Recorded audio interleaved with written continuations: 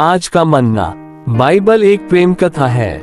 Bible के पद यशायाह 54:5, क्योंकि तेरा कर्ता तेरा पति है, उसका नाम सेनाओं का यहोवा है, और इस्राएल का पवित्र तेरा छुड़ाने वाला है, वह सारी पृथ्वी का भी परमेश्वर कहलाएगा। यशायाह 62:5, जैसे दुल्हा अपनी दुल्हन के कारण हर्षित होता है, वैसे ही तेरा परमेश्वर तेरे कारण हर्षित होगा। सेवकाई के शब्द। पुराने नियम में कई बार परमेश्वर ने खुद को पति और अपने लोगों को अपनी पत्नी कहा है। परमेश्वर पति बनना चाहते थे और अपने लोगों को अपनी पत्नी बनाना चाहते थे। मानवीय रूप से कहें तो हम हमेशा धार्मिक तरीके से परमेश्वर को सर्वशक्तिमान मानते हैं और उसकी आराधना करने के लिए बाध्य महसूस करते हैं। लेकिन क्या आप विवाहित भाई अपनी पत्नियों से यह अपेक्षा करते हैं?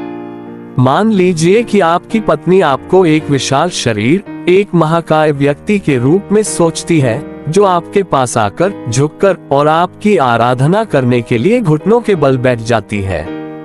आप क्या कहेंगे? आप कहेंगे, मूर्ख पत्नी, मुझे ऐसे आराधक की आवश्यकता नहीं है। मुझे एक प्यारी पत्नी की आवश्यकता है जो मुझे गले लगाए और चूमे।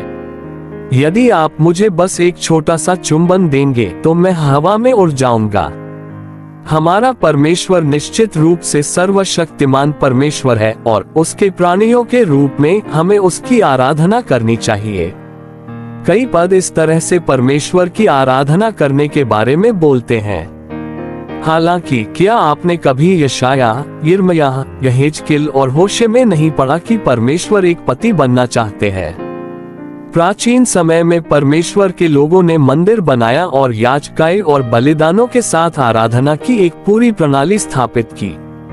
एक दिन परमेश्वर ने हस्तक्षेप किया और यशायाह के माध्यम से कहा, मैं इससे थक गया हूँ। मैं तुम्हारे बलिदानों से थक गया हूँ। मैं चाहता हूँ कि तुम मुझसे प्रेम करो। मैं तुम्हारा पति हूँ और तुम्हें मेरी पत्नी बनना चाहिए।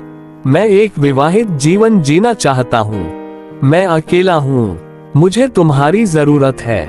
मुझे तुम्हारी, मेरे चुने हुए लोगों की जरूरत है कि तुम मेरी पत्नी बनो। आमीन।